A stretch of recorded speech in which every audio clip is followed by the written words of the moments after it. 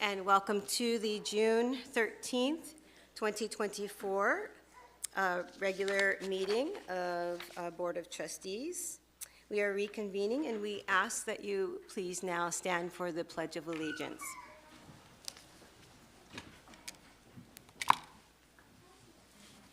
Place your right hand over your heart. Ready, begin. I pledge allegiance to the flag of the United States of America and to the republic for which it stands, one nation, under God, indivisible, with liberty and justice for all.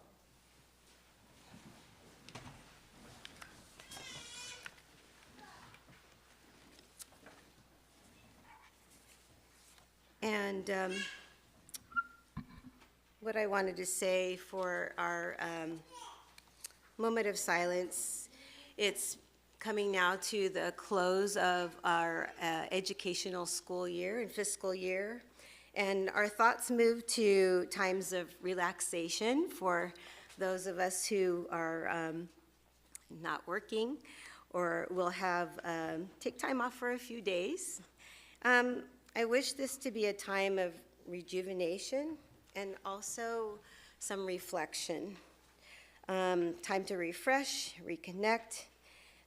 But let's make a resolution that in the coming next year that we all reaffirm our commitment to this institution we call education and what we believe and reconnect to our why. So if we could take a moment.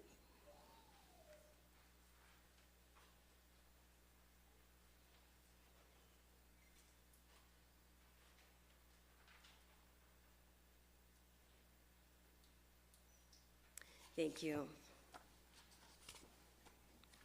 All right, now the Assistant Clerk of the Board of Trustees will report on actions taken during closed session. Thank you. For item 4.1, no reportable action taken regarding public employee performance evaluation superintendent. 4.2, the Board of Trustees by a vote of 4-0 approved the settlement agreement with student. 4.3, no reportable action taken regarding negotiations. 4.4, no reportable action taken regarding personnel. 4.5, the Board of Trustees voted by a vote of 4-0 to make the following appointments effective July 1st, 2024. Amy Maya, Director of Human Resources. Lauren Klaxker, Director, Special Youth Services.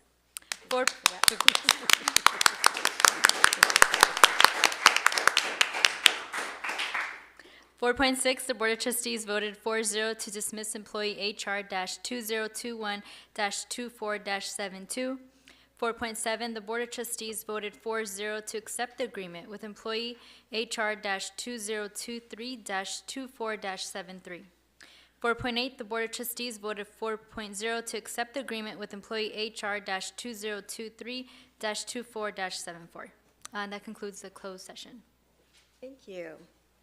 And before we allow Amy Maya and Lauren Klaxker to come up here, we had appointments on May 10th, and we had the folks that were appointed here today, and we'd like to address them and allow them to speak. So Tess Melendrez, Assistant Principal of Anaheim High School.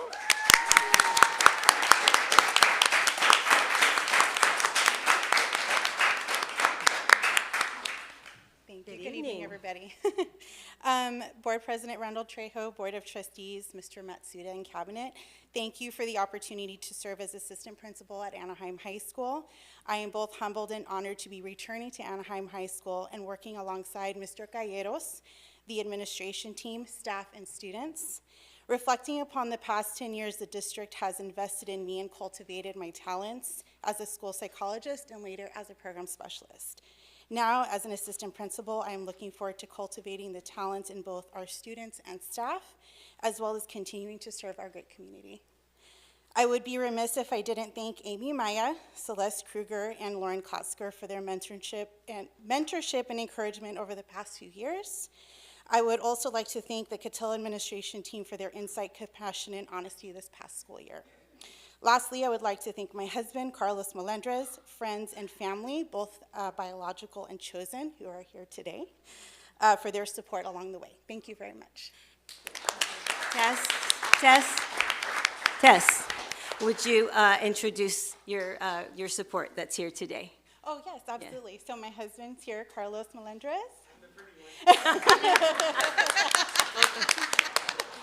Sorry. I have Edie Zajac is here. Robert or Bobby Flores. Sierra Perez. Thank you. Sherilyn Kyle is here with her husband Ryan as well. Amy's here, I heard, with Lauren as well, Celeste. So there's a lot of people here that I've grown to know and love over the years. Carl, of course, too. Thank you very much. Welcome aboard. Yes. All right. Daniel Liu, Assistant Principal of Cypress High School.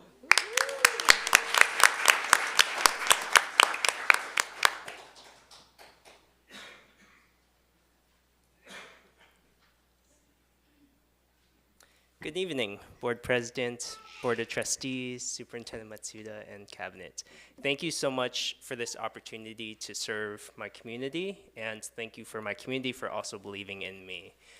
I'm incredibly honored and just grateful for the opportunity because not only am I serving a school that is in a district that I've believed in and I truly think is best for students, but it's my own community. So I know that I'm impacting my neighbors. I'm impacting the people that I'm directly around, and to me that means so much. And I also want to thank Magnolia High School because Magnolia High School has allowed me to flourish with so many mentors like Aaron Chow and just the different assistant principals who've helped me along the way. I know that Bobby's here as well. And just having the conversations with them, there's a moment when you just think, yes, yes, yes, like everything aligns. And that's when I knew that, you know, this district is special to me, and it's something that I'm proud to continue working in. And most importantly, thank you for Cypress for believing in me, and my family for being the biggest supporters. My wife is out there with my daughter. So thank you, Monica. Thank you, Emma. Emma doesn't know how to say hi, only bye-bye. So anyways, thank you so much, and I look forward to working with you all. Bravo, Daniel. And Ryan Kyle, Assistant Principal of Savannah High School. Good evening, everyone. I would like to thank the Board of Trustees, Superintendent Matsuda, and members of Cabinet for the opportunity to serve as an Assistant Principal at Savannah High School. I stand here today both humbled and inspired, and I'm committed to fulfilling the duties of this role to the best of my abilities. I joined Anaheim Union High School District in 2005, where I started my career as a math teacher at Anaheim High School. Due to the collaborative and supportive nature of AUHSD, I always felt empowered to grow as an educator. I'm especially grateful for the guidance and support I received from Robert Saldivar and Ruben Calleros, who served as two of my former principals at Anaheim High School. They always encouraged me to take on leadership roles, celebrated my successes, and modeled exceptional instructional leadership. I want to extend my appreciation to all of the dedicated and compassionate educators. We have so many of them here tonight that I've had the pleasure of working alongside over the years. I'm very proud of the work we've accomplished together, and I look forward to new opportunities ahead. I want to acknowledge all of the students who make working in education such a rewarding experience, and their families whose involvement in our schools is so valued. Last but certainly not least, I want to express how grateful I am for the ongoing support of my family. I come from a family of educators, and their service to the community has always inspired me to continue their legacy. Some of my family was able to be here with us tonight. My mom, if you want to stand, she's a retired elementary school teacher. She always instilled in me two of RC's character and compassion growing up. My wife, a psychologist for our district. But I must say, is always true to her profession and always lends an ear to me when I need a sounding board at home. And lastly, our daughter, Haley. Yay. Who motivates me every day to be the best dad and role model for her as she grows up. With a spirit of ontological humility, I welcome the opportunities ahead to collaborate with district and site leadership in this new capacity. I'm honored to continue my journey with AUHSD, and I look forward to serving the students, staff, and community at Savannah High School. Thank you very much. Bravo. Quentin Riles, Director of Maintenance and Operations.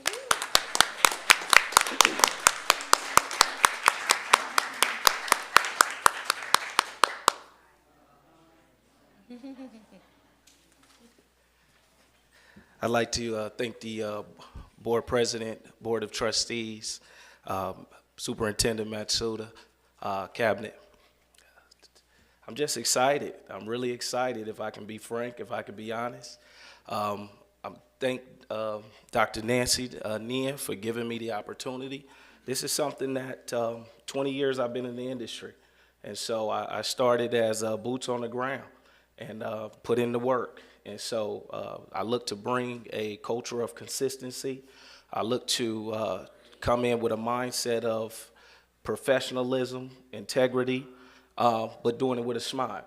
And so that's something that I really look forward to doing.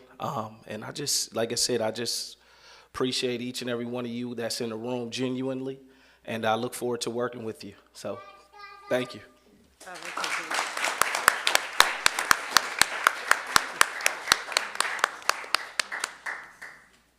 All right, and now Amy Maya, Director of Human Resources.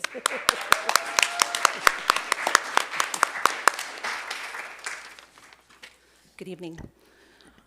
Board President Randall Trejo, Board of Trustees, Superintendent Matsuda, and Executive Cabinet. I'm incredibly grateful for the honor and opportunity to serve as Director of Human Resources and work with an amazing team of people who are dedicated to the recruitment, retention, and cultivation of talent that serves our number one priority, our students.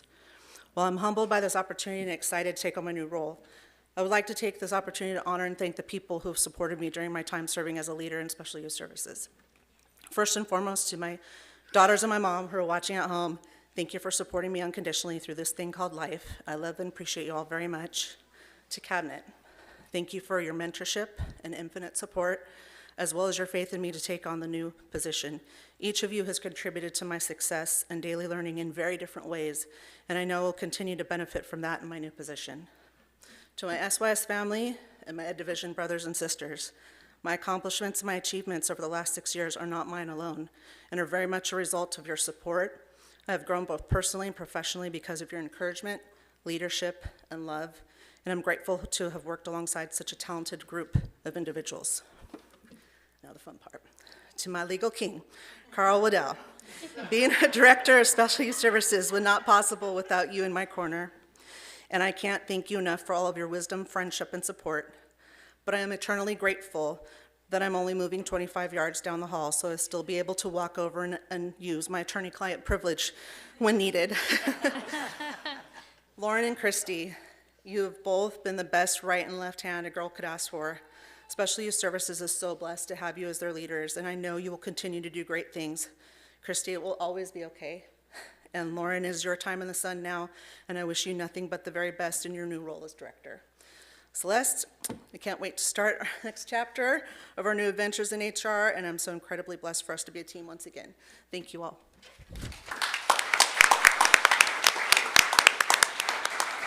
Quentin, I was so inspired by your speech, I forgot to ask you to introduce your support that's here. My apologies.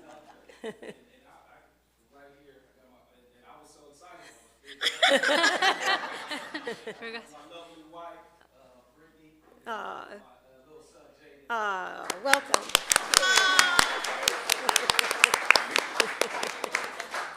Thank you so much. All right, Lauren Klaxer, Director of Special Youth Services.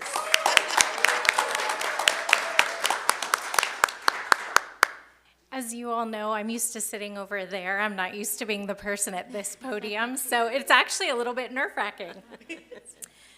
President Randall Trejo, Board of Trustees, Superintendent Matsuda, and Cabinet, I am deeply honored and grateful for the opportunity to serve as the Director of Special Education for the Anaheim Union High School District. Although I've had the opportunity to serve in different roles throughout my time in Anaheim, my passion has always been to serve students with special needs. It is my goal to create the best environment for them so that they can become the highest achieving and most independent adults that they can be regardless of their individual challenges. I would like to thank a really long list of people, so I'm going to keep it short. I'd like to thank Celeste Kruger for her guidance when she was director of SYS, Carl Waddell for his constant support and humor. I absolutely cannot not thank Amy Maya, who I've had the honor of working with as a program specialist and most recently as her coordinator for the past 2 years. I have learned so much from you, and I look forward to working with you, Amy, in our new roles. I'd also like to thank my family, my constant support and #1 cheerleader, my husband, Danny.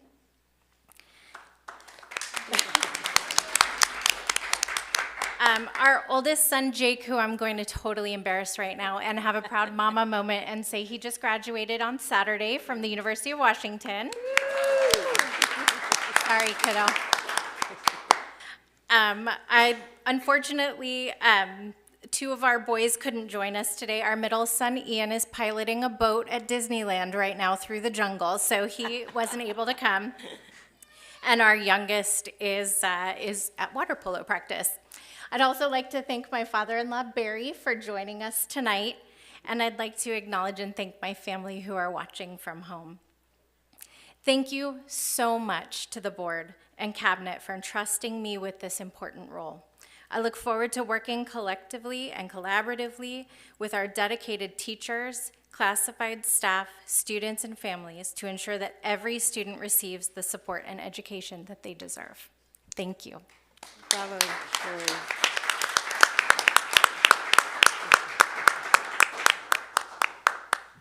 Well, the board appreciates having a wonderful audience, and we welcome you, and we appreciate that you're here. We do have a few guests that we'd like to introduce, especially. Paulo Macalas, Anaheim Elementary School District Board of Trustees. Lauren Claxker, Fullerton Joint Board of Trustees. And one of our candidates, Stephen Blount, Community College District Board of Trustees. Jeff Morgenstern, ASTA President. And Heather Hutner is CSEA President. All right, moving on to item 6, our provisional appointment to the Board of Trustees. This is an action item. We have folks to speak, so can I get a motion to? So moved. Second. Moved and seconded, and we have a few folks to speak on this item. Mary Ann Stewart, please come up. Welcome. Yes.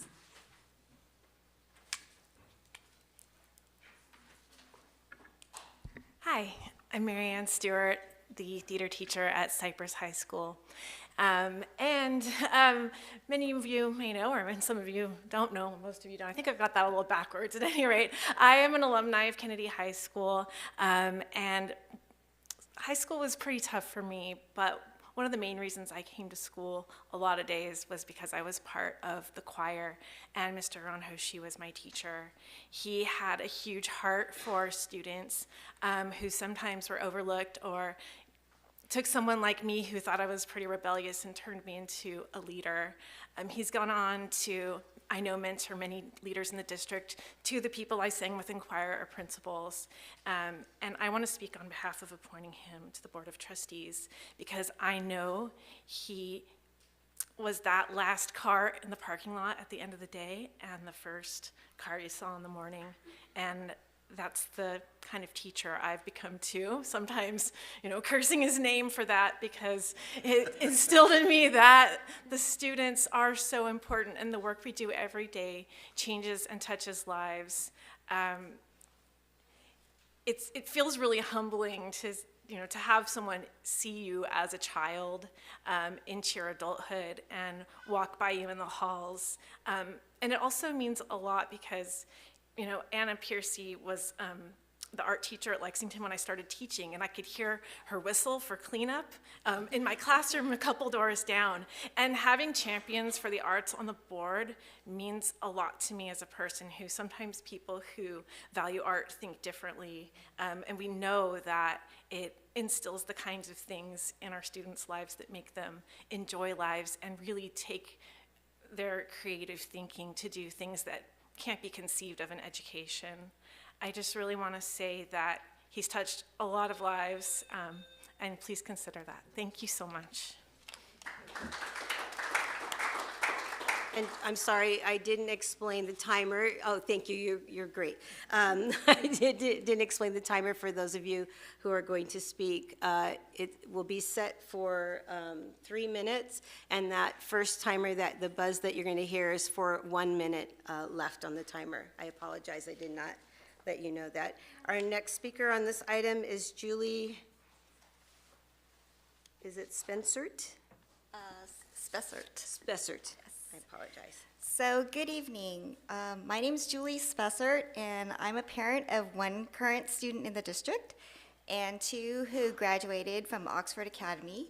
And I'm also a graduate of Walker and Kennedy High School. So I'm homegrown, and tonight I'm here to speak on behalf of Mr. Ron Hoshi. I've known Mr. Hoshi for many years, starting when he was my choir teacher at Kennedy back in the 80s. And when I look back at my high school years, choir was the bright spot of the day where we sang and we danced and we just really enjoyed music. And Mr. Hoshi was a very positive teacher, full of energy and life, and such a gifted musician. Then fast forward to 2014, and it was so wonderful to, and such a surprise to see him as principal of Oxford Academy when my oldest son was a 7th grader. And Mr. Hoshi was still full of life and full of energy, and he just poured that into the students at Oxford. And as you know, he retired once, but then he came back to help where needed. And I feel like he was just born to be involved in students' lives. He's one of those people who's able to connect and understand, and he cares.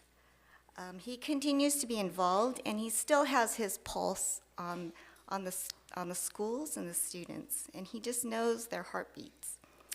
I asked one of my classmates from Kennedy how he would describe Mr. Hoshi, and this is what Mark Pining, he was our ASB president back in 1988, had to say.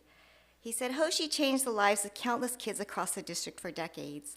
I am forever grateful for what he saw in me back in the 80s and the standard he helped me see to reach my full potential.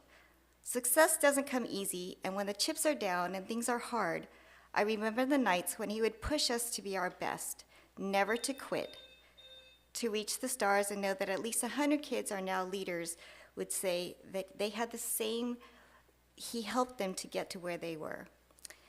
And nowadays, people talk about influencers, sometimes in a negative way, but Mr. Hoshi's one in a very positive way. He brings out the best in students, and he brings out the best in others. And so I would really encourage you to appoint him as a member of your board, and I just know that he cares. Otherwise, he'd be retired and off somewhere else. So thank you for your time.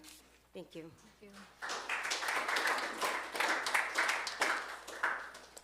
All right, those are all of our public comments for this item. Opening for comments, questions, or nominations. I move to appoint Mr. Ron Hoshi as the next board member here. I will second that nomination. I didn't hear you. I will second that nomination. Good. Would anyone care to comment on that motion? Yes. I want to thank everyone that applied and for your willingness to serve up here on the AUHSD Board of Trustees. And I want to say, looking at who we want to represent Area 5 from our dear colleague that passed away, and just looking at Mr. Hoshi's background in this district as a teacher, as a choir advisor, as a administrator, and advisor to our ambassador program that serves throughout our entire district. I couldn't be prouder to support anyone else to take on to represent Area 5. Well, Ms. Guerrero, I think you have said just about everything that needs to be said. I've known Mr. Hoshi for some time and have to agree with everything that you did state. So I'm very excited to have him as part of our membership here. I just want to say thank you for all of you who have participated in this effort. And like Brian, I've known Mr. Hoshi for a million years. And I'm grateful for all your talents that you have savored and spread in this school district, and how you've improved society. Because if we are successful in schools and producing children that go out, youth that go out and make the world better, you're at the pinnacle of that. And all I can say is thank you, everyone, for being here, for trying to make any changes you'd like to make. Thank you. Thank you. I thank all of the candidates for their participation. I think we had about 8 candidates in the beginning, and then after checking some of the boundaries, a few, I think there were about 3, and then I think a couple others. I think they saw the weight of, the enormity of this position, and they decided to leave. But the 3 of you who stayed in, and we were able to view your applications and interview you, we really appreciate, because the commitment that you made to actually put your name out there and put yourself out there. Because it's not easy to sit up here and answer questions off the cuff, and it is an arduous process. But we appreciate you doing that, and we appreciate, and we hope that you still stay connected to our district. There's a lot of great need out there. Mr. Hoshi at this time exemplifies the candidate that I think that we need. We're going through some very tough times budget-wise, and we need a leader who understands that. We need a leader who knows our district, and filling one of our trustees who's been in this district for over 4 decades. It's a very, very tough shoes to fill. And after hearing that Anna Piercy herself had discussed Mr. Hoshi as a candidate, really weighed on my heart, and to honor her wishes. Mr. Hoshi exemplified knowledge about our district, and knows where we're headed. He knows where we've been and where we're headed. And so for those reasons, I will vote for Mr. Ron Hoshi. So we will do the vote. So all in favor? Aye. Aye. Mr. Ron Hoshi, welcome aboard.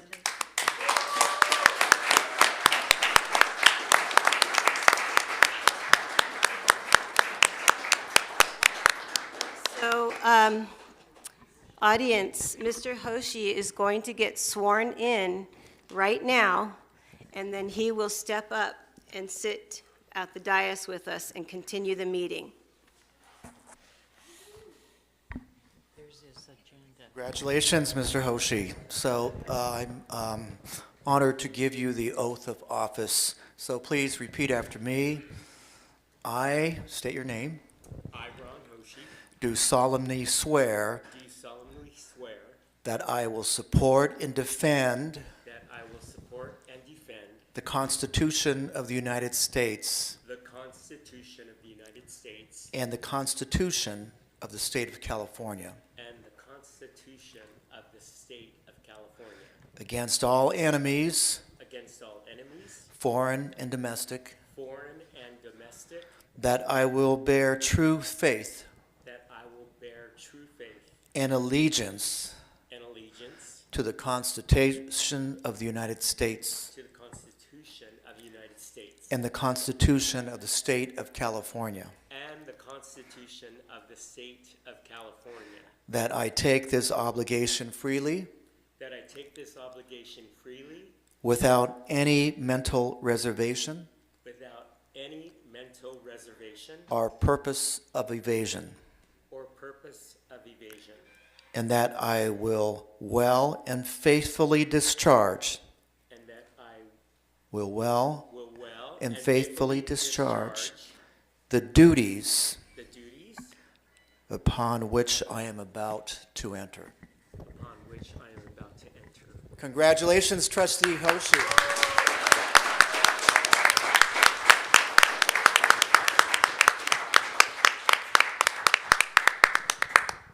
I'd like you all to look at his first agenda. It's the thickest one I've ever seen in all the years I've been on this board. Two more notebooks over there. They won't go anywhere. Welcome aboard. Be reading. If you'd like to go ahead and say a few words, it's okay. And what? If you want If to you'd say like to some, say a few words, it's all right. Well, next year marks my 40th year in this district. And I'm going to tell you, I started off as a teacher and went from that to a swimming coach to an activities director to an assistant principal, a principal, an ambassador advisor, and consultant. And I just have to say, during those 40 years, I just really felt like along the way, this district has been with me as far as every opportunity. What I want to do for kids, and actually for teachers like Mary Ann, and former students like Julie, who's serving as PTSA president at Oxford right now, is I want to let parents and students know of the endless opportunities that are here in this district. I think Mohammed is here tonight, and he's the ambassador. He's an ambassador at Western High School, and you know, 9 out of our 12 ambassadors this year come from immigrant families. And I think that they have seen the possibilities, but I think what we need to do is we need to invite people and let people know and have knowledge of all the opportunities our district has for them. We are a model district that is doing so many things. The first district that has a partnership with Google, you know, that has a pledge. I mean, I have nephews and nieces that fought to get into UCI, and now we have a pledge that if you follow the, you know, the pathway through that, and we have AIM mentorships, Anaheim Innovative Mentoring Experience, with a partnership with Disney for $350,000, dual enrollment opportunities.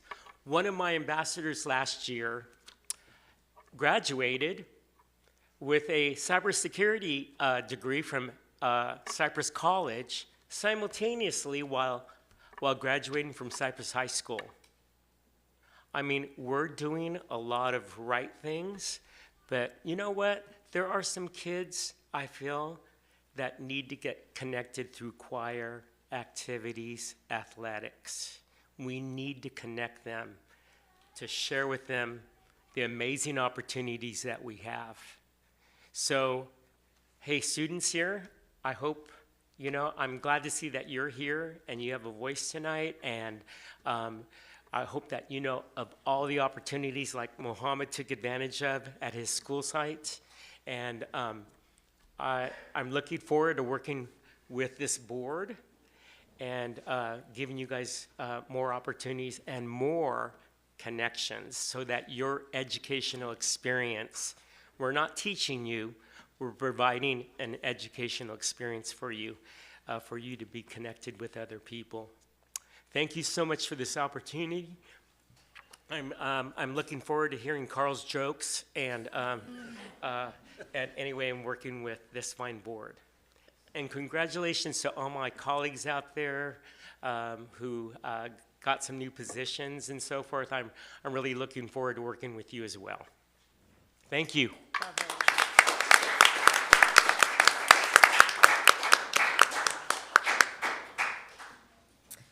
Okay, moving on to more recognitions on 8.1, the classified employees of the year. The Board of Trustees would like to recognize the Anaheim Union High School District's 2023-24 Classified Employees of the Year nominees listed on the agenda. The 28 Classified Employees of the Year nominees were recognized during an event on May 9th, 2024 for their exemplary service to the district's students and community. And we echo the statements of appreciation and recognize the efforts of these dedicated employees and acknowledge the value of their contributions.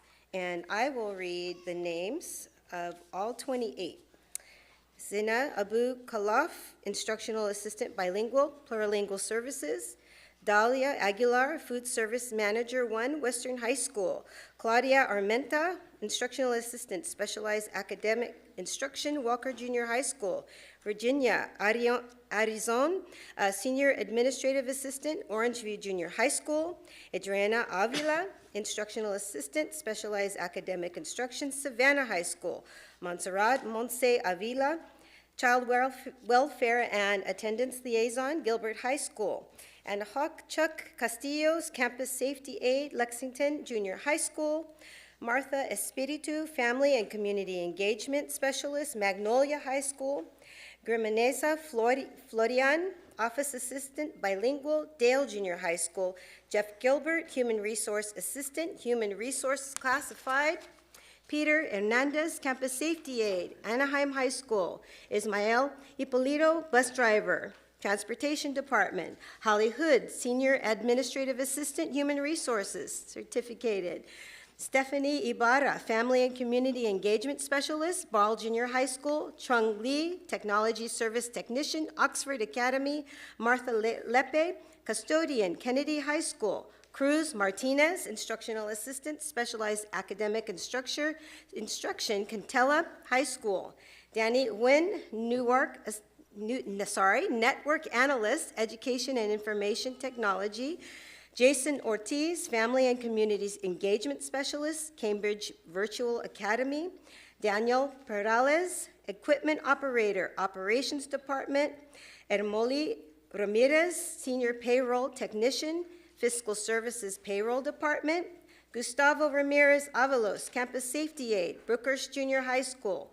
Maylene Richardson, Sign Language Interpreter, Hope School.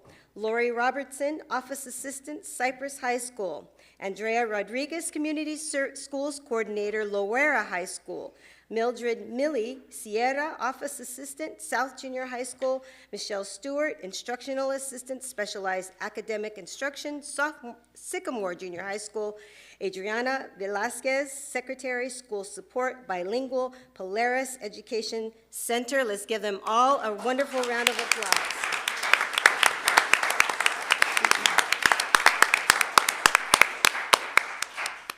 We honor you, and we know that without your support, that the district would not run without you. All right, moving on to item 8.2, Quantum 10 Transformational Leadership Award for Courageous Leadership. And Dr. Renee Bryant and Dr. Talisa Sullivan will present.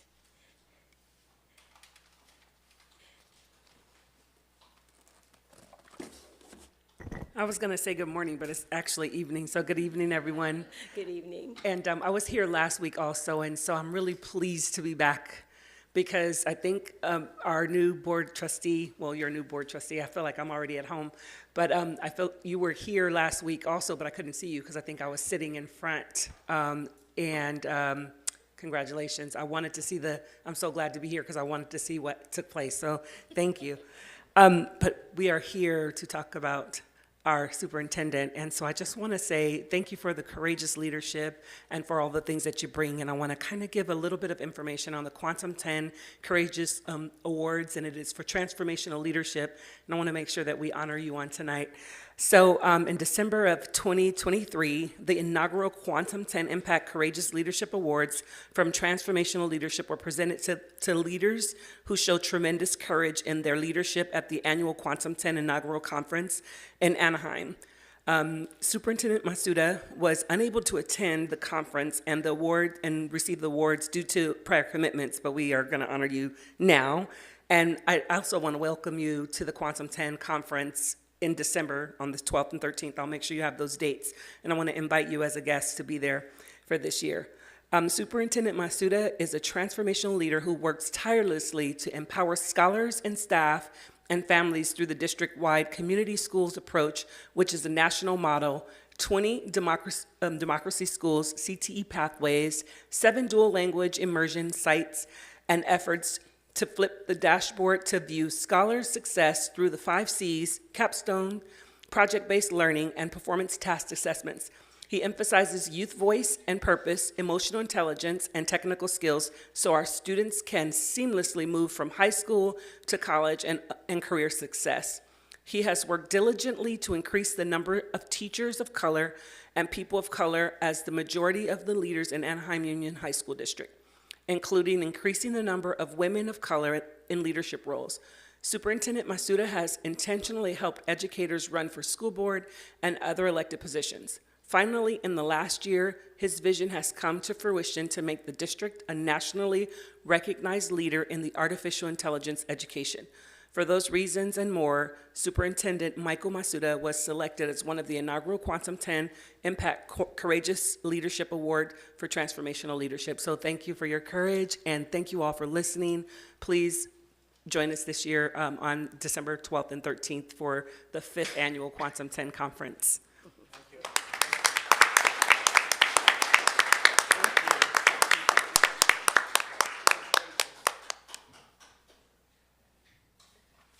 And at the privilege of the board, could we ask for a photo with you and Dr. Sullivan, Superintendent?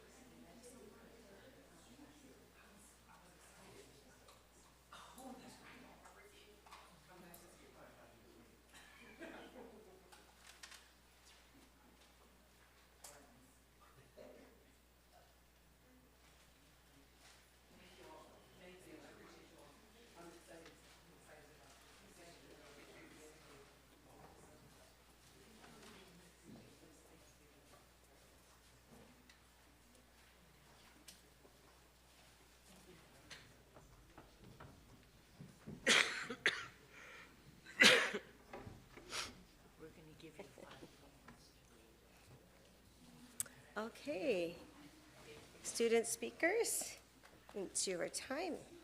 Item 9.1. And please forgive me if I mispronounce your name. I will give it a good try, and then please correct me when you come up to the podium to speak. Mohammed Kwalde? Kwalde. Welcome.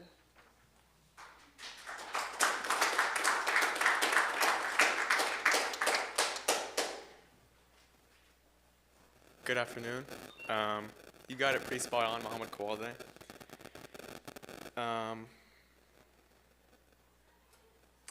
Hello, everybody. My name is Muhammad Kwalde. As Mr. Hoshi said, I am the next student ambassador at Western High. I know we have to keep our speeches short, so I'm going to stop talking about me and more about Miss Lena and the Arabic program. Although I could probably talk all day about the Arabic program, I'll try to only talk about the most important things.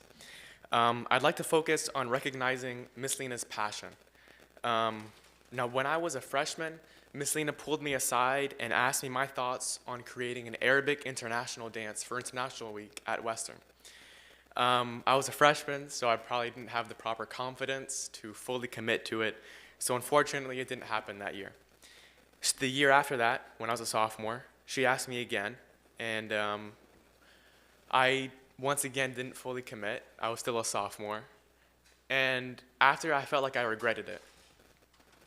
And usually at this point, lots of people might just give up. But Miss Lena believed so much, not only in the Arabic culture, but she just believed so much in her students. And the year after that, she asked me again. And after seeing, obviously, her passion towards it, it made me much more fueled to do it with her. So together, we created the first Arabic Debke international dance at Western. And maybe not only just at Western's history, but the district's history. I've never heard anything like that before. Miss Lena is also extremely avid on her social media for the Arabic program. And through the social media, lots of other schools saw our dance, and before we knew it, we were performing at different schools, different fundraisers, and different other dance programs. We actually have another dance coming up this June 29th at the Anaheim Library. Overall, I cannot stress Miss Lena's passion towards the Arabic program and her dedication to spreading our beautiful culture. Thank you. Thank you. Noelia Alvarado.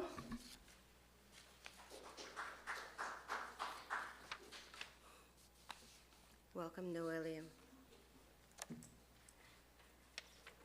I'm really nervous, so sorry if I stutter. Hey, marhaba, hello, assalamu alaikum, peace be upon you. My name is Noelia, and I want to talk about why the district should not remove Arabic as a subject. As a member of this community and a passionate advocate for cultural diversity and educational excellence, I urge you to reconsider this decision for the following reasons.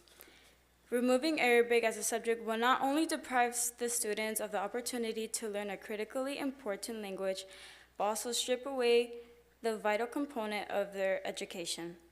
By eliminating Arabic, we risk alienating students from Arab backgrounds and causing cultural ignorance and misunderstandings. Learning Arabic has opened doors for me in understanding the traditions, history, and custom of Arabic-speaking societies. I have come to learn and respect the diversity of this culture and believe this class helps in preparing students for diverse career opportunities. As a non-Arab, I really don't want this program to be removed because Ms. Musa, Ms. Lena, is great at teaching the material and staying connected with her students by creating engaging experiences with cultural meals and dances. I learned so much more than what I expected going into Arabic 1. Non-native speakers would benefit from Arabic classes because they would get to learn various dialects such as Egyptian and Palestinian, for example. Learning any language in general can benefit students in many ways, but I believe that Arabic will give cultural knowledge and respect for the Middle East. With all the controversy about Middle East, I believe this class helps all these cultures unite students and teaches them to respect one another. Thank you for taking the time to listen what I had to say, and I hope you consider continuing this class regardless of politics. Thank you. Thank you, Noelia. Miriam Musa.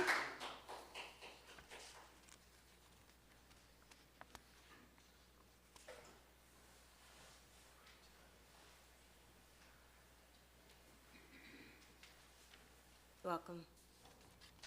Good afternoon, everyone. I trust you are all doing well. My name is Miriam, and I am an incoming 10th grade student at Western High School. When I begin my sophomore year, I will be in the Arabic 5 course. I am here today because I am considering regarding the potential cancellation of the Arabic 1 course for the upcoming 2024-2025 academic year at Western High School.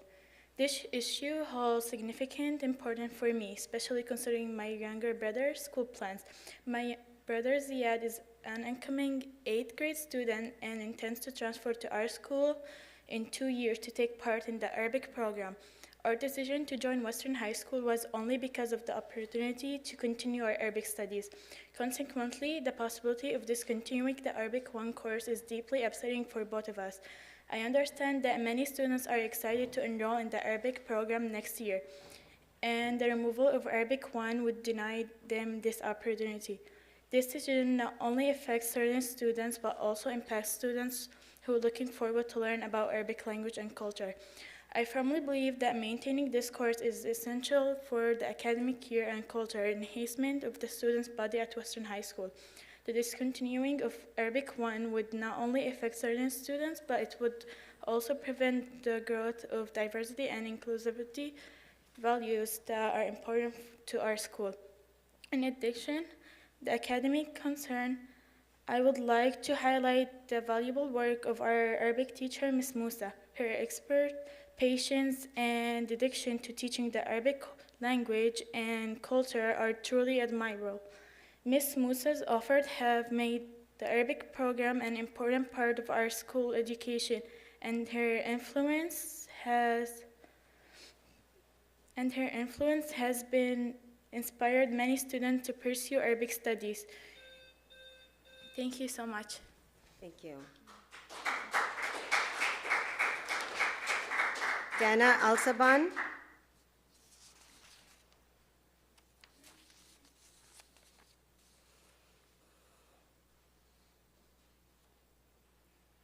Welcome. Hello. Good afternoon, everyone. My name is Dana Al-Zabin, and I want to bring my concerns and my frustration on the removal of Arabic 1 for the 2024-2025 school year. Me and many students feel as that this decision is completely unfair and unprofessional to the Arab community at Western. As being the only school in Orange County offering Arabic in a public high school, I feel as that this is a tactic to completely shut down the Arabic program. Recently, our program has attracted lots of diverse students showing interest in learning our culture, and enrollment numbers are higher than ever. As an upcoming sophomore, Miss Lena has helped me so much for my first year. I want to point out that me and other students have transferred schools to experience this opportunity.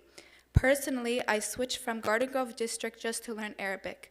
Switching to Western has been the best decision ever.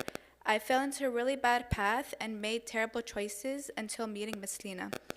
She welcomes students with open arms and helps us go through the worst situations. Why take this opportunity away from new freshmen?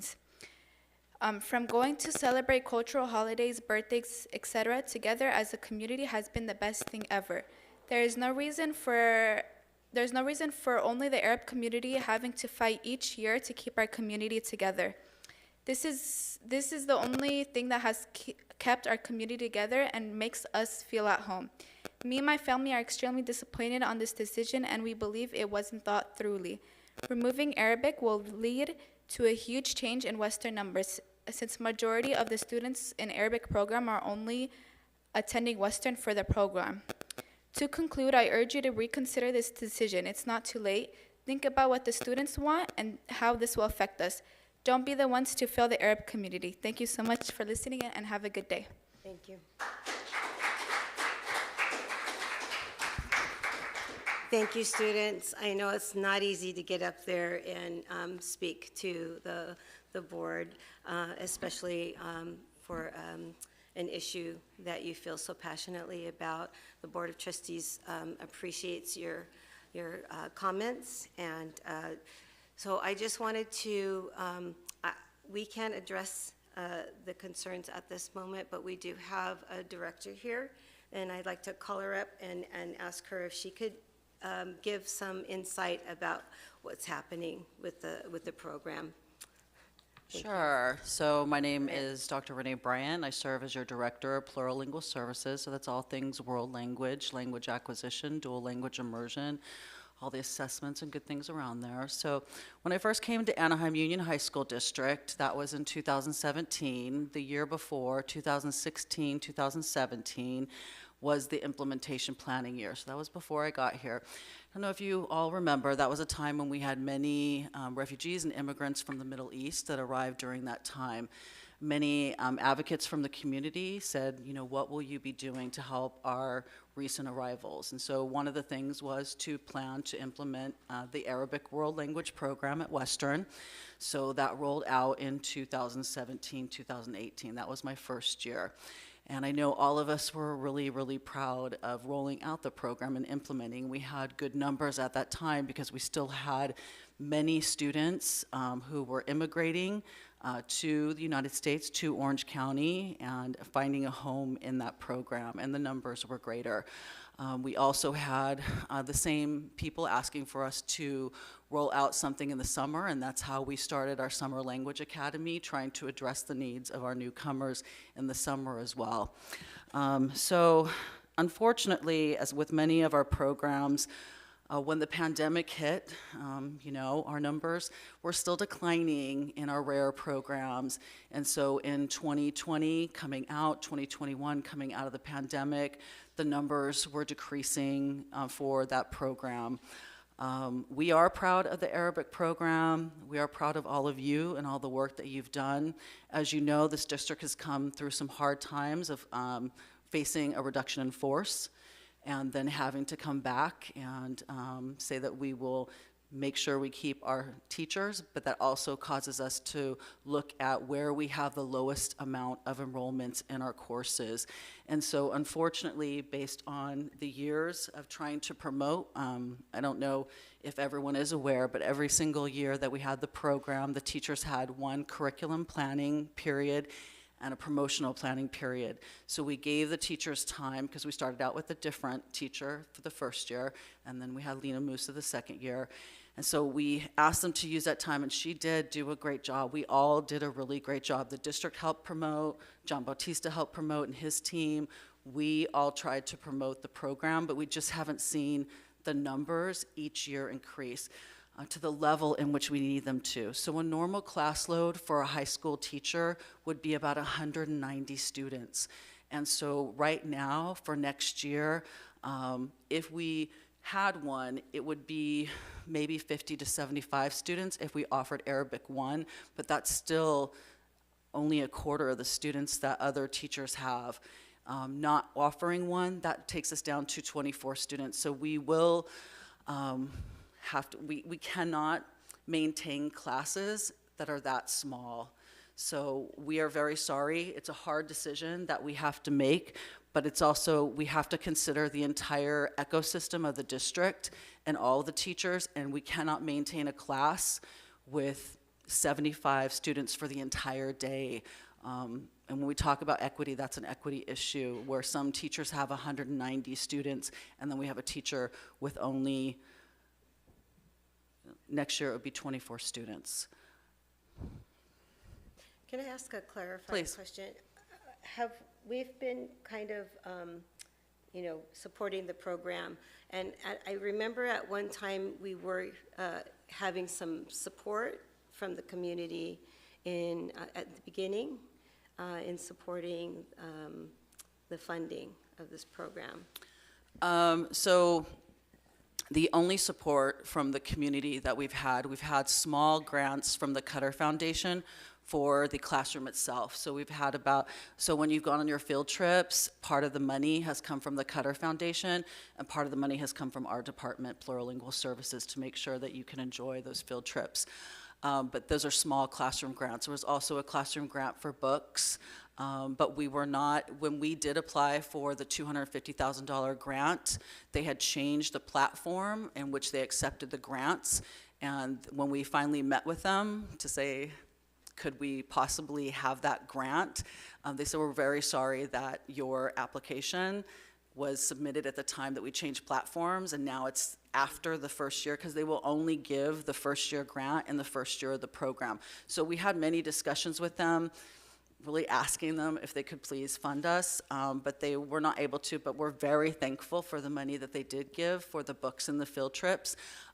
We did take our multilingual California project grant money, and we did ask Orange County Department of Ed and the California Association for Bilingual Education if we could move that over, and we did. So we have subsidized her salary into general fund with those funds that we had from the LCAP grant. And so instead of using those funds for something else within our department, we made sure that we helped to fund the teacher, because we knew it was a hardship to have that low of numbers without the support. But other than that, we have not had any extra funding from the community.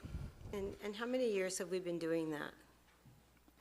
Supplementing the... Yeah, so that's a really good question. Actually, from the beginning, our district has actually funded that position.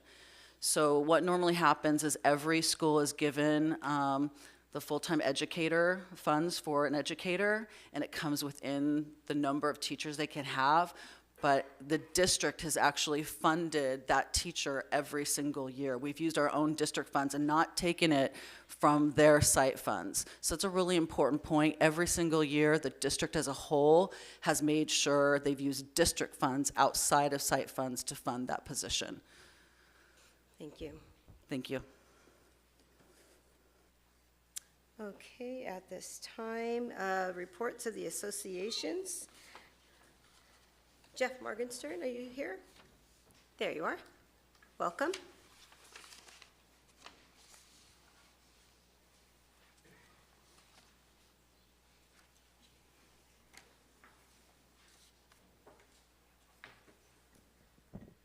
All right, good evening. I'm Board President Randall Trejo, Board of Trustees. Congratulations, Mr. Hoshi, on your appointment. Superintendent Matsuda and Cabinet. I want to follow up just on a couple things that I spoke last week about in my report. The first is the creation of a transparent and collaborative committee, which is now called the Budget Stabilization Committee. I had a great conversation with Dr. Nguyen this morning, and we're starting to put those pieces into place, considering the scope of what the work is going to happen, the tasks that's before the committee, who's going to be appointed to the committee, how are parents, students, committee members going to be recruited for the committee. So we're working all those details out, and hopefully the plan is to have that committee up and running by September so it can begin its work. That was one of the asks by the teachers this spring, and in the rescission of the reduction of force notices. So thank you for that work. I do also want to follow up a little bit on my comments regarding the LCAP. I know that, and as we've seen from the LCAP report, class size reduction is always a top vote getter amongst the community, and that's taken many different forms over the years. And last week, I kind of threw out the idea about the idea of class caps and maybe using that this year for LCAP and possibly into bargaining for next year. And a member reached out to me who watched online and didn't understand what I was saying, so it kind of, the teacher in me said, well, I think I need to go back and kind of clarify that. I don't think I explained that too well. So, and we had this discussion a little bit when, in the spring, over the budget and the teaching positions. Currently in the contract, we do not have class size numbers. We have student load numbers. So, for example, as a junior high history teacher, 24 years at Brookhurst, the most amount of students that I could see in a day was 222.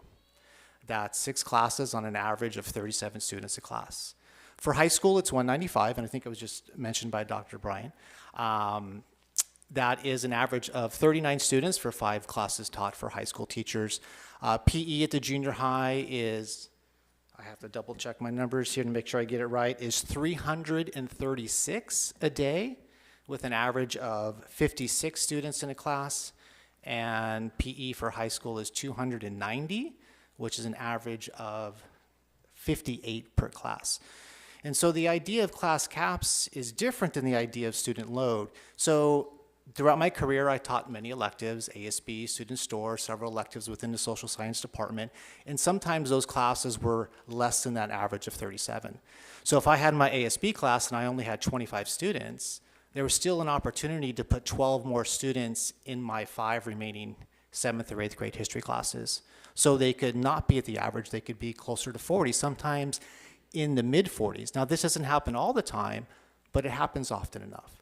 And I think speaking on inequity, for the lens of equity, is if you're a student in a sophomore biology class and you have 45 students, that's tough for the teacher, tough for the students, freshman English, 8th grade math, 7th grade PE classes. And so this idea of a class cap ensures that every student is going to have the access to the support that they need. We listened to the students speak this spring about the impact that their teachers have had in their lives. And I think that this is a great way to take the will of the community regarding class size and student staff ratio and apply it in a unique way so that we can guarantee that no student would be in a class. Let's say if the average is 39, we cap it at 40. These are just some suggestions. If the average is 37, we cap it at 38, so that no student sits in that class with students in the, the total number of students in the mid-40s. So anyway, I just wanted to speak to that again and clarify that, and look forward to discussing that in the weeks to come as the board and the cabinet make their decision on how to apply the suggestions or the recommendations made through the LCAP process. So I look forward to, and feel free to reach out, and thank you. And for everyone in the audience and up here, you know, I hope you have an opportunity to take some rest this summer and spend some time with family and friends. I know I'm looking forward to it. And then we can get back to work in the fall. All right, thank you. Have a great night. Thank you, Jeff. Heather Hutner?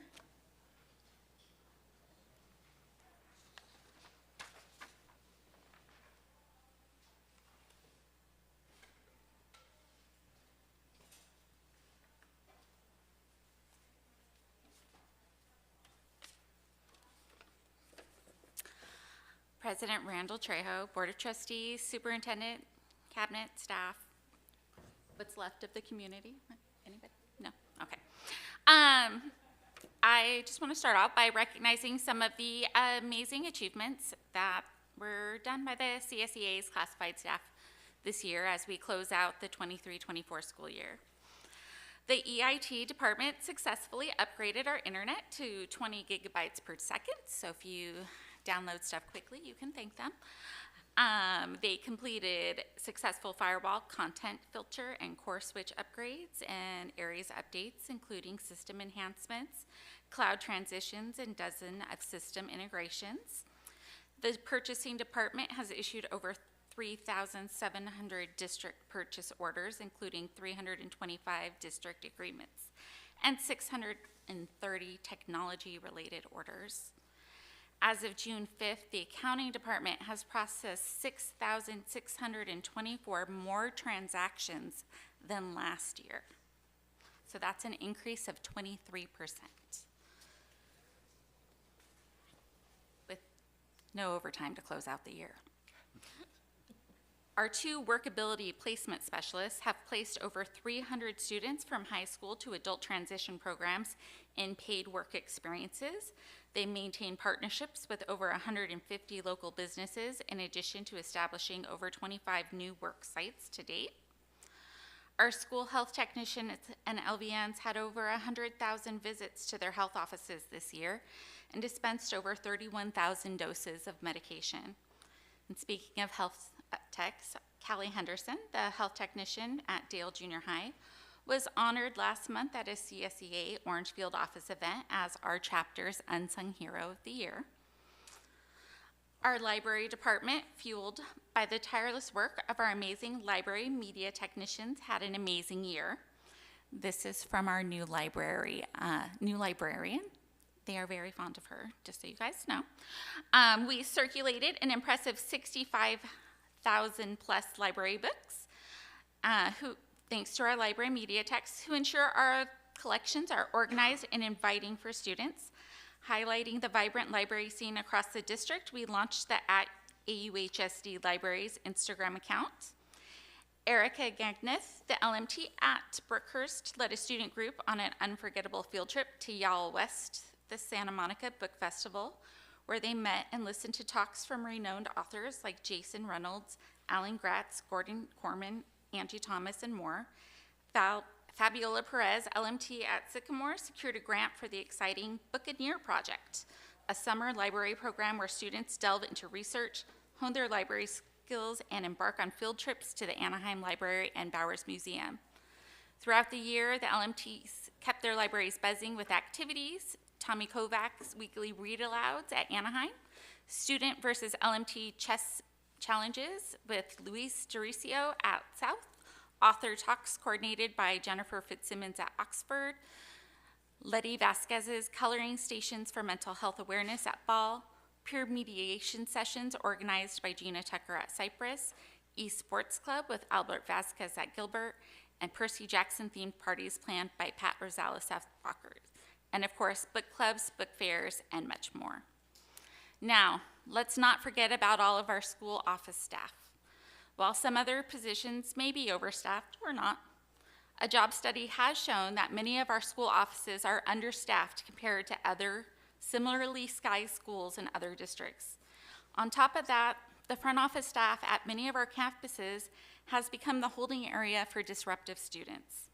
When a student is removed from a classroom for their behavior, contractually they cannot be put in another teacher's classroom. and the ice rooms are long gone.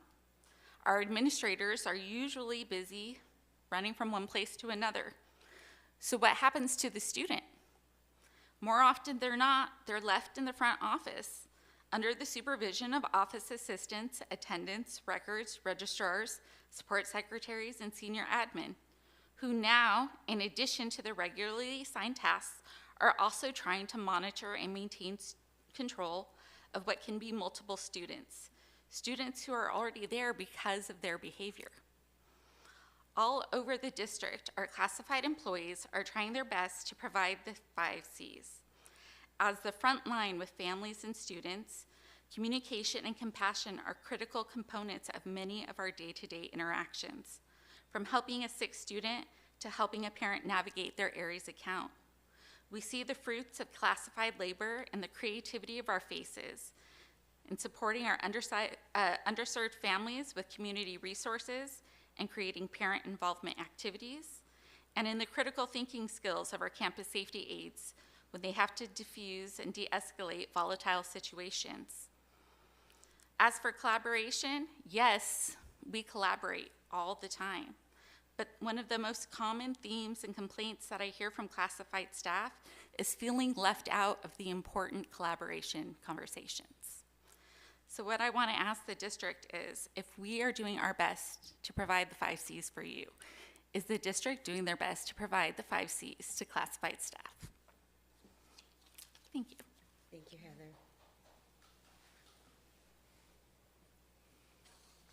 Okay, is there a representative from the PTA Association here tonight? All right. Moving on to public comments. Let's see, 1, 2,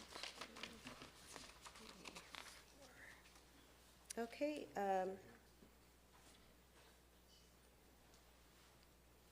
Corina Castaneda.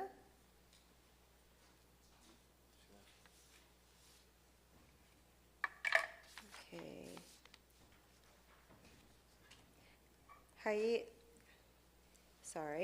Haya Shalabi. Not here. Dua Albadani. And Adania. Okay. All right, moving on to 11.1, adoption, local control and accountability plan, LCAP, and annual update. This is an action item. So moved. Second. Move for approval, and on this item, I need to, we need to add. Trustee Randall Trejo, the Exhibit A that was adopted at the time of agenda adoption had one subsequent amendment. So if we could ask the board to add in, so we'll need to change the exhibit that you adopted at the beginning. So it would be a motion to adopt Exhibit A with the changes that were provided at the beginning of open session. Okay. Okay, so move to adopt as amended. Second. Okay, moved and seconded, all in favor? Aye. Aye. All right, thank you. Do we have to go back on the first motion? I don't believe And so. not vote on Not it? on that one, you're okay. It's just an amendment. Okay, were there any questions or comments on our LCAP? Mr. O'Neill? Not specific. I've had a lot of questions for staff to give me some explanations, but generally speaking, no, I see it's a new cycle starting another 3 years. There's some goals stated in here that I really look forward to achieving those goals and maybe surpassing in some places. I know it'll be a challenge for everybody concerned, especially as we look forward to a reduced funding in the future, along with because of fewer students. But it's a big goal. So I challenge the whole district to be able to achieve this.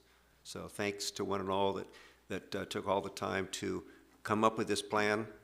I'm talking about the staff, teachers, students, and the community. So thank you one and all. It's really takes a village to put this together. Thank you. Anyone else? I'll echo those comments. I've also asked some questions and asked for some data. Just appreciate everyone that was part of the process this year, and thank you to Roxana for putting it together. Dr. Hernandez, could you just briefly explain, some people might want to get a clarification of when we said amendments to this document? Absolutely. Good evening. First of all, I just want to say thank you to the board for entrusting me with this document and this process. So I'm humbled to be before you tonight and just go over some of the changes. The majority have been clerical in nature. This is a new adopted template from the California Department of Ed. So around the county in California, our friends have been busy reviewing the local control plan for all of the districts. So they've been very busy in providing technical support. So this year you do have a local control accountability plan update, which closes out our 3-year cycle. Some of the changes in there were very minor. So in the general, the goal analysis, they wanted to see those metrics move to the evidence. So the content is the same, the spirit of the LCAP and the voice of our community is still reflected in each and every one of these pages. Additionally, you receive the LCFF budget overview for parents, which really gives our parents an easy way to see the projected expenditures for the 24-25 school year. And then finally, for the 24-25 LCAP plan, CDE has asked, the California Department of Ed, along with Orange County Department of Ed, has asked that we include metrics for students and schools that have, in the California dashboard metrics, are showing low performance. So you will see new subgroups and some of the schools mentioned in the metrics where before we did not. So if they're in the red, you will see those schools mentioned if they have a subgroup that's in the red in either the college career indicators, our ELA math CASP scores, chronic absenteeism, or our English learner performance index. So you'll see those schools or specific subgroups like our homeless youth are now mentioned. Our long-term English learners are also mentioned. There have not been any updates to the budgets from the previous presentation. Most of it has been just adding additional data to uplift the work that we're doing, the support that we're going to provide these specific subgroups. Thank you so much for explaining that. And I echo the sentiments of my colleagues and appreciate you wholeheartedly in this arduous endeavor every year.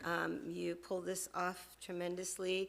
I don't know how you do it, and it seems seamless to you. I know it's hours and hours of work and painstaking precision, and so we thank you for that. Thank you for the opportunity, and thanks for just the folks that kind of have paved the way, like Mr. Carmona and other folks in definitely our Ed Division team, our business team. It is a collaborative effort, and obviously the support of our community who really come and support this process and invest in this process. So thank you so much. Thank you for what you do. You've done a wonderful job, and I could hardly pick it up. Thank you. Can I just say something? Yeah, Dr. Hernandez, too, I'd like to commend you for your work, and I know that you're a very humble servant leader, but this document really represents the work of the district, and I know that you put a shout out to folks in the business side of the house, but also the Ed Division, and you led it very well, and it's a very complex process, and really want to thank you for your dedication. Thank you. And with that, we need to vote. All in favor? Aye. Aye. All right, moving on to resolutions. 11.2, resolution number 2023/24-B-17, committed fund balance, action item for the general fund. So moved. Second. This is a roll call vote. Mr. Hoshi, Aye. Mr. O'Neill, Aye. Ms. Smith, Aye. Ms. Guerrero. Aye. And I vote aye. 11.3, resolution number 2023-224-B-18, adjustments to income and expenditures, general fund. Resolution number 2023-24-B-19, adjustments to income and expenditures, various funds, and proposed budget, all funds. This is an action item. So moved. Second. Moved and seconded. Any questions or comments on this item? Just a quick comment. I want to thank the community for all their participation through the process. I want to thank Nancy and her team for all the work throughout the couple of months helping us balance the budget and ensuring we maintain fiscal solvency. We appreciate your team and then look forward to the work of the budget stabilization team that was mentioned. So appreciate everything you do. I just want to add, if the public knew what your job entails, I'm in awe of it, and I would hope that if they learned what you produce for us, and it's logical, and you explain it beautifully, and very complex and in its entirety, and I just want to say thank you. I deeply appreciate your work. Any other questions or comments? Okay, this is a roll call vote. Mr. Hoshi? Aye. Mr. O'Neill? Aye. Ms. Smith? Aye. Ms. Guerrero? Aye. And I vote aye. 11.4, resolution number 2023/24-B-20, education protection account, action item. So moved. Second. This is a roll call vote. Any questions or comments on this? Okay, seeing none. Mr. Hoshi? Aye. Mr. O'Neill? Aye. Ms. Smith? Aye. Ms. Guerrero? Aye. And I vote aye. 11.6, agreement, transportation, Mirage Jewish Community Center of Orange County, action item. So moved. Second. Okay, moving to second. Questions or comments? I think you skipped I'll the yeah. 11.5. Did I? We can go back to it once you Okay. finish this item. Which one did I? 11.5 Oh, at the bottom. 11.5. Sorry about that. There you Okay, questions or comments? None? Seeing none? All in favor? go. Aye. Thank you for catching that. 11.5, a rejection of claim filed pursuant to Government Code, Section 900, action item. So moved. Second. Any questions or comments? Seeing none, all in favor? Aye. 11.7, piggyback bid purchase through public corporation or agency turf installation, action item. So moved. Second. Questions or comments? Okay, seeing none, all in favor? Aye. 11.8, revised board policy, multiple policies. This is a first reading. Were there any questions or comments or additions? Nope. Okay, seeing none, we'll move on. 11.9, cloud services agreement, NetSync Network Solutions, Inc., action item for Amazon S3 platform. So moved. Second. Moved in second. Any questions or comments on this item? Okay. All in favor? Aye. 11.10, agreement, University of California Irvine Teacher Residency Implementation Grant, action item. Slow moved. Second. Okay, I asked my question on here already. Anybody else have any questions? Okay, seeing none. All in favor? Aye. 11.11, quote, Cengage High School Advanced Placement AP Chemistry Instructional Materials, action item. So moved. Second. Any questions on this item? Okay, seeing none. All in favor? Aye. 11.13, agreement, Spider 3D Gilbert High School, action item. You skipped the. What about? I did skip it. 11:12. 11.12. It's 11. Sorry, 11.12, contract independent psychoeducational assessment, Dr. Pedro Olvera, action item. Slow moved. Second. Thank you. Any questions or comments? All right, seeing none, all in favor? Aye. Now 11.13, agreement, Spider 3D Gilbert High School, action item. So moved. Second. All right, any questions or comments? Yeah, just at the end of this next year, I'd just like to have an evaluation of how good this project was. that we're spending this $204,000 on? The Spider Lab. 1113. 3D, Yeah. 1113. Yeah, so Okay, so I'd you like to want, just have an evaluation of how well the project worked, the program worked. I would echo those comments. I think it's a great experience for our students, but we'd love to see like the product of it and Yeah. their experience in the program. all right. I'm sure Dr. Lara will be happy to come in and speak to this. I have a few questions too about it. Okay. Because I did look up this company, and they offer a lot of great things for our kids, but I wanted to see who was going to be involved with the program Okay, and how they were going to recruit kids for it. okay. Who and how? All right, item 1114, did we vote on No. this? No. All right, all in favor? Aye. All right, 1114, salary increase for Executive Director, Greater Anaheim Special Education Local Plan Area, GASELPA. This is an action item.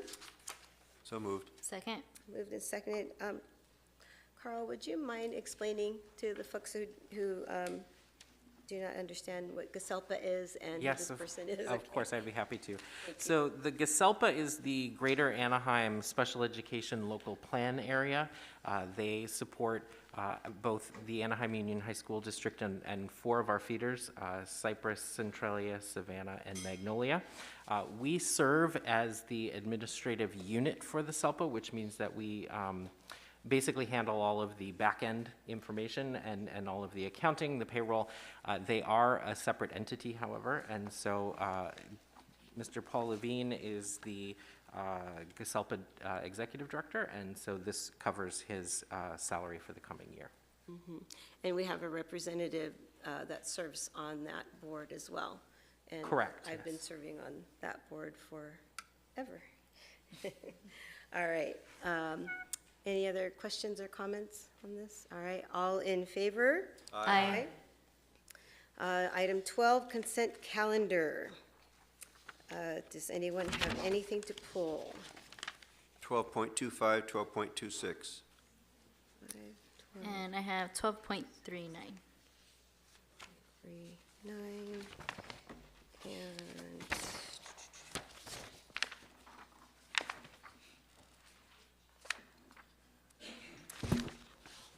all right, can I have a motion for the balance? So moved. Second. Okay, moved and seconded, all in favor? Aye. All right, 12.12.5, 12.26. So moved. Second. Okay, all in favor? Aye. Abstain? Aye. All right, 12.39. So moved? Second. Okay. I just wanted to commend our community schools team for this item. It is the Kids Cafe Summer Meals Program at Sycamore Junior High School will provide free meals and nutritious lunch to our kids during the summer program. So just appreciate their work on this item and appreciate our partnership with the Second Harvest Food Bank. So thank you. Yes. Thank you for doing that. I wanted to pull this item too. All right. Any other questions or comments on this item? Okay, all in favor? Aye. All right.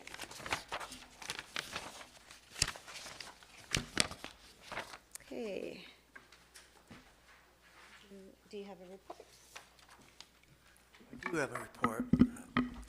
So first of all, I noticed Mr. Carlos Hernandez is sitting out there, and want to commend you and your team for presenting today and tomorrow in Los Angeles.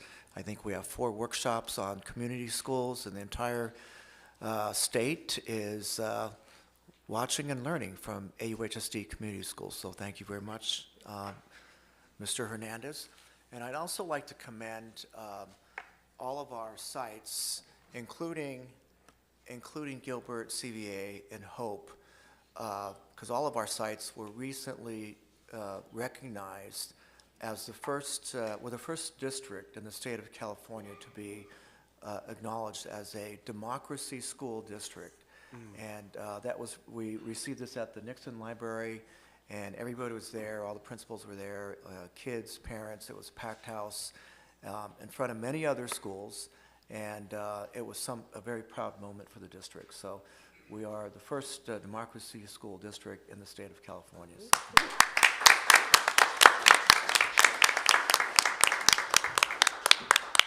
Thank you for your report. Nancy, do you have a report? Just want to take the time again to thank all my staff for putting the budget together, Karen, Joe, Brianna, and a lot of my other directors too. Everybody have a little piece of the budget as well. And do want to take the time to thank Dr. Roxana Hernandez with her LCAP and her expertise. We do work very collaboratively with her, especially as well as the entire SFRS team, but she does a great job. And you know, she goes out to sites with my 3 of my staff, just talk about budgets with all the site principals. And so I think just that's a lot of districts, they told me we've never had this done like this at service of business folks going out. So I do want to thank you for your work on that, and it really helped to collaborate the relationship we have with the school sites as well. So thank you. We appreciate your staff. Do you allow them to go home? Yes, but we do work on the, but we do work on the weekends when we put the budget together, and certain Saturdays, we do come in, so sorry, Karen and Joe, but yeah, we do work on the weekends, during year-end closing as well. So, but, you know, they are very, very dedicated, and, so I really do appreciate their hard work on this, so. Thank you. Carl? Congratulations to Trustee Hoshi on his appointment, and congratulations to the board as a whole on navigating the appointment process. I know it's been a very difficult couple of months, and you did a lot of work to get to where we are today. So thank you for that. I also want to say congratulations to all of our new administrators who were appointed tonight. I think that you know, our strength is in our people, and we have some amazing people starting with us in the coming year. So thank you. Okay, did you have any reports? Did you have any? Any reports? Places that you've been? Well, I think a few weeks ago, Mrs. Brown and I we worked with the new ambassadors, and like I said, we had a workshop training and so forth, and 9 out of the 12 ambassadors come from immigrant families. And I just think we're so excited about that, because I think it really is testimony to the opportunities that we give students, and that they feel that they have student voice with purpose. And they're seeing, I'm really proud to say that we have RSVP as an established program at all of our sites, our upper level sites, including Hope, CVA, and Gilbert. And we hope to expand down to the junior high level. And we have, we already did a summit at Walker Junior High School, and Sycamore is very much interested in doing that. So we'll be, well, Mrs. Brown will be working with. There you go. I'm telling Mrs. Brown all the things that she'll be doing next year. So Mrs. Brown and Mrs. Vasquez will look forward to implementing the junior high RSVP program. But we have just super students. You saw Mohammed, you met Mohammed tonight. They're all incredible kids with incredible stories, and they're very compelling students, and I think that their stories will resonate really well with throughout the district, you know, about unlimited opportunities for them. Thank you. Mr. O'Neill? Sure. First of all, I want to congratulate Mr. Hoshi and welcome to the dais, and I want to congratulate all the rest of the administrators that got promoted, moved into their new areas of responsibility, so look forward to working with them, seeing them on the campuses as I travel around. Since our last gathering, I think we have all been very busy through the graduation process. So there were, as you all know, 12 graduations. We all went through the 12 graduations, and it was very, very well done. So I have to congratulate the staff that put on the graduations. It was very smooth, very smoothly done. I attended the CABE Seal of Excellence. The big unveiling of the Oxford Marquee. I'm just wondering when we're going to have the unveiling of the Walker Marquee.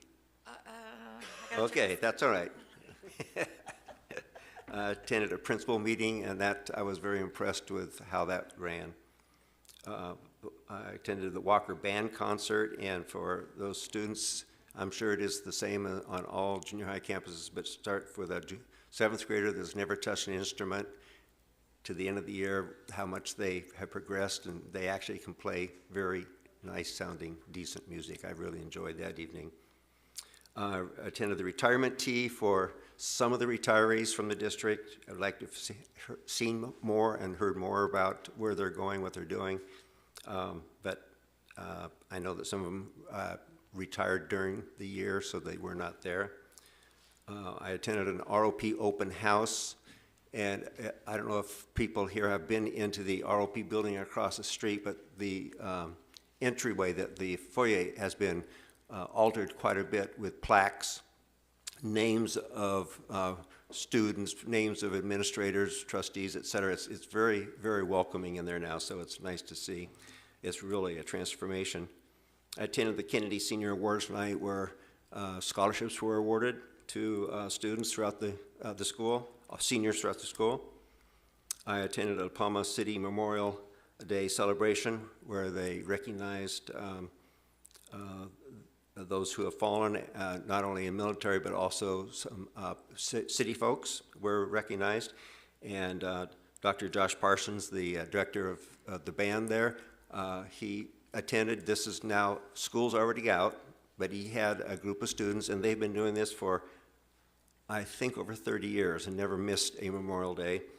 But I have to say that Dr. Parsons, apparently he took a challenge, and I believe it was blue hair he was sporting that day. So it was quite a surprise to see him across the grounds. And then Bob Anthony, who was his predecessor as the band director, he was there also, and he played taps, which he has done a number of years in a row. Attended the ROP board meeting recently, and a budget meeting. When was the budget meeting? Yesterday? This week. Tuesday, yes. And so I'm glad to hear the budget stabilization group being formed and seeing where that takes us. And without my glasses here, I just wanted to say, I hope everybody I know we've started the summer. I hope you enjoy the summer. I hope everybody is able to get away, spend some quality time away from work, whether it's family, friends, or whoever it is that you're enjoying the company of. Enjoy it, be safe, and look forward to seeing you back next school year. Very nice. Well, I just want to thank you for applying and going to be part of this group. And yeah, it's a joy to have you. And I don't have a lot to say other than I would like to recognize Mike Matsuda, our superintendent. Running a school district is beyond compare with anything that the public would know about or understand, and the complexities of the job take my breath away. And I want to thank all of the people, Dr. Nian, Dr. Freed, Brad Jackson, Carl, for all the work you do. And when we're in closed session, sometimes it's just, you just wonder, how do they handle all this? And especially since coming out of COVID, which affected everybody in the world. And it affected our students, our teachers having to deal with the issues of young people having difficulties in life. And all I can say is that these people, all of them, are saints. And I'd like to acknowledge Connie and Paulina, our wonderful assistants, because I just know the public has no idea what your jobs entail. But in all the years I've been on the board, I've never seen an agenda like this. And it's surreal, but all I can say is thank you for what all of you do, and thank you Mike. You're special. Thank you, Ms. Smith. Ms. Guerrero. Thank you. I want to echo the comments and welcome Mr. Hoshi to the board. Looking forward to working with you in this new capacity. So I want to share some of the end of the year celebrations that I attended. I went to Anaheim High School's Dual Language Academy Banquet. I attended the 2024 California School Recognition Program Awards with Trustee O'Neill, which highlighted some of our distinguished schools, our Civic Learning Award of Excellence schools, and our Civic Learning Award of Merit schools. So congratulations to them all. I had the opportunity to go to the Capstone Showcase for Anaheim High School and Dale Junior High School, and I'm always so impressed by our junior high students being able to do that and present. I don't know if I'd be able to do that when I was a junior high student. I know I wouldn't be able to do that when I was a junior high student, so just commend them all for their work. Attended the Classified Employee of the Year Awards, the Cobb Seal of Excellence recognition at Sycamore Junior High School for the Dual Language Academy program. I also attended the Budget Committee and the Insurance Committee, and then also attended the marquee unveiling at Oxford Academy. And then attended the 12 graduations. I want to echo the comments and thank everyone that was a part of the process that worked through all those 12 graduations, celebrating our students and their families. And then I recently attended, Sycamore Junior High School has this CBAS in the Classroom program, and I had the opportunity to be part of the release. So the CBAS in the Classroom program is an immersive, hands-on experience designed to ignite curiosity and passion for STEM subjects, and it's run by our teachers, Sean McBride and Bill Cavanaugh. And in April, they invited students, families, and community members to receive white sea bass from the Hub's SeaWorld Research Institute. And the students got to participate in the growth of the fish, feeding and monitoring them, and then releasing them. So I was able to be part of the release, which is a really incredible program, and I commend them for their work on that. And then I wanted to end tonight's comments. I wanted to share my deepest condolences to the families, friends, and the Anaheim High School community. As we remember two of our Anaheim High legends that passed away this May, Mr. John Urbanchek and Speed Castillo. I wanted to share a little bit about them. John Urbanchek was a former Anaheim High School coach who passed away on May 9th at the age of 88. He coached swimming and water polo at Anaheim High between the years of 1964 and 1978, an era when the swimming and water polo teams achieved CIF championships and All-American honors. He coached college as well as the Olympics Team USA. He continues to support Anaheim High School water polo team throughout the years and visited the pool often. And I know the board named the 2019 Anaheim High School Aquatic Center in his memory, honoring his career and contributions. And then my second adjournment is for Speed Castillo, who was a former Anaheim High School administrator and referee who passed away May 18th at the age of 94. Speed is the most recognized referee in Orange County sports history. Since 1959, he has officiated thousands of high school and college level football and basketball games. But first, he was an educator for 33 years and served as an administrator in AUHSD. His two children also graduated from Anaheim High School, and he was also inducted into the Anaheim High School Hall of Fame. I actually first met him at an Anaheim High School basketball game where he shared a story on his experience through our district. And you could tell his love not only for sports, but most importantly, always for the Anaheim High School team. He continued to go back and watch basketball games and football games at Glover Stadium, cheering on our students. So, Madam President, if we can adjourn in their memory tonight. Absolutely.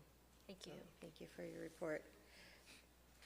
First, I want to clarify that a district employee elected to the board shall resign his or her positions as an employee before being sworn in, or shall have his or her employment automatically terminated upon being sworn into office. So that's automatically done. Mr. Hoshi, just wanted to let the public know. Some folks have asked about that, so I just wanted to clarify that and to also lend you my heartfelt congratulations and thank you for applying for this position, and welcome aboard. All right. A lot of our district attended the funeral mass of Trustee Piercy, and our staff really supported Anna's family during that very, very difficult day.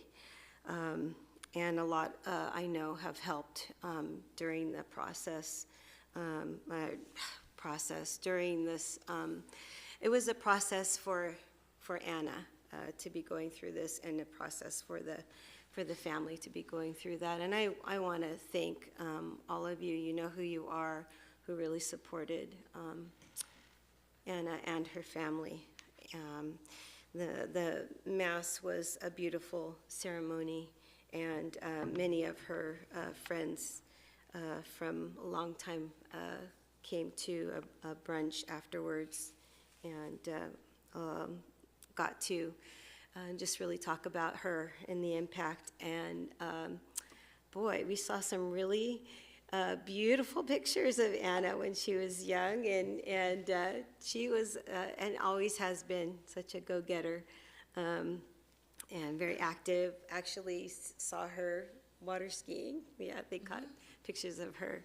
So a blessing, and also bittersweet moment for a lot of us. Thank you for the staff.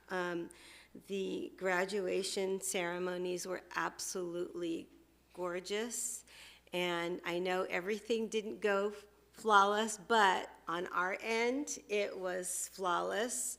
The bands, the students lining up, programs, crowd control. We didn't have anything to say about anything.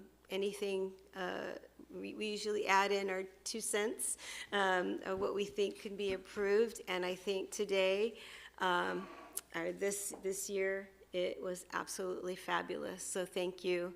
And I know there was a little cloud, like the Ziggy cloud above our heads, but those celebrations really took that away, and the students were just magnificent and had a wonderful celebration. So thank you to all who made that happen, and I don't think I've ever seen the fields look more beautiful. I know everyone had a hand in that, and so thank you. And Anna was honored at every single graduation ceremony, so thank you for that. Let's see.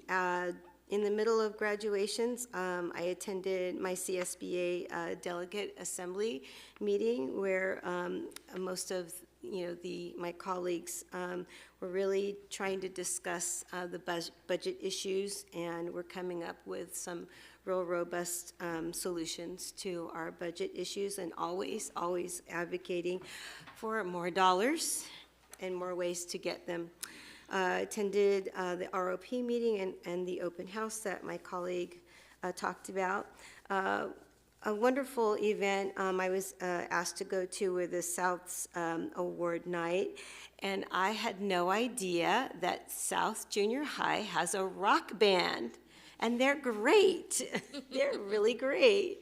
I hope that they get a chance to showcase their talents. It may be one of our gatherings, because they're really good. And I say that as a musician, so they really had their act together. But what I really loved about the awards were, yes, they were, a lot of them were academic, but the characteristics of when the teachers spoke about their students, they highlighted more about the students' kindness and generosity, and spoke about those qualities more than their GPA. So I really appreciated that, and congratulate those students. Attended the Oxford Marquee ribbon cutting, the 2024 Civic Learning Award, where our district was given the California State District Award for Democracy. It was a very proud moment and memorable, And it's very nice to go to that Nixon Library. If you've ever been there, it's a replica of like the White House, and it's very grand and beautiful. And our students really outshone themselves at giving their speeches.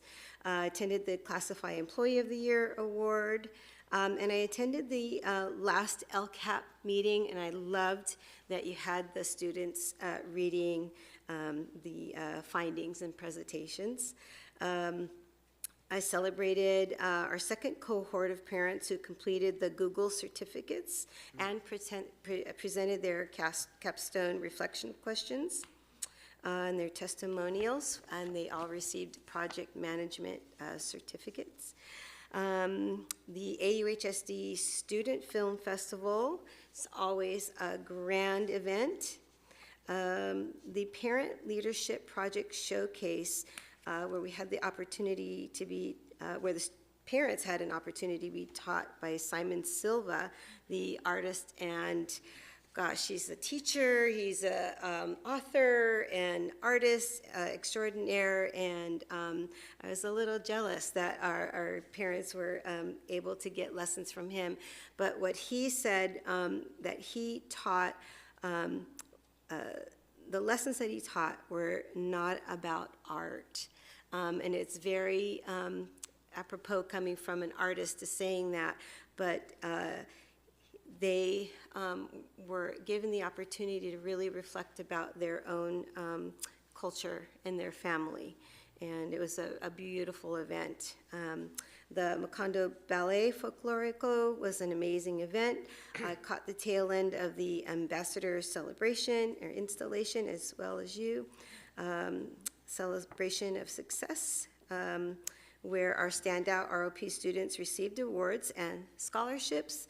I went back to our PTA HSA dinner, where our wonderful families and community members received honorary service awards. Steamapalooza, Hope Cup, Big Brothers, Big Sisters, because we did not report this, and our annual Bright Futures event held at the Disneyland Hotel, where the bigs and littles, they call themselves the mentees and mentors, call each other bigs and littles, and those testimonials were amazing. I'm thinking about it myself. I don't know where I can find the time, but it was that inspirational that I think that I would love to be a big. And last but not least, I would like to, on behalf of the board, congratulate Mr. Matsuda and his new wife, Linda, on their nuptials last couple of weeks. So. Mrs. Trejo, before we leave, I know our next meeting is not until July, correct? Mm-hmm. And so I see our Visual and Performing Arts Director back there, and I know that he would love to invite you to one of the performances of The Wizard of Oz that our students are putting on. So you guys, everyone in the audience and out there, choose one of the performances starting on June 27th, Thursday night, June 28th, and then 2 performances on Saturday. We have a matinee performance and an evening performance. So I'm gonna go up to each one of you and go, which performance are you going to? Where is that gonna be? Where? I'm sorry, it's at Kennedy Performing Arts Center. It's on our calendar. The evening performances start at what time? 7. And then the matinee at 2. Nice. And those are students from all around our district, junior high and high school. 95 students, 7th through 11th grade, and 14 campuses. Nice. I love it. I love it. I've always wanted to be a munchkin. Yeah. Could be Ray. You volunteered. I would love it. careful what you wish for. Right. I'll bring my camera. We'll all be there. I'm tall enough. All righty, any suggested agenda items? Okay, seeing none, we will adjourn in the name of Mr. Castillo and Mr. Urbanchek.